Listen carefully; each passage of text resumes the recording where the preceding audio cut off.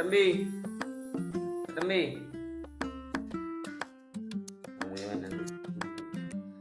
രാവിലെ തന്നെ എൻ്റെ കൂടെ ചായക്കട വരാൻ വേണ്ടിയിട്ടാണ് ഈ റെഡിയാണത്.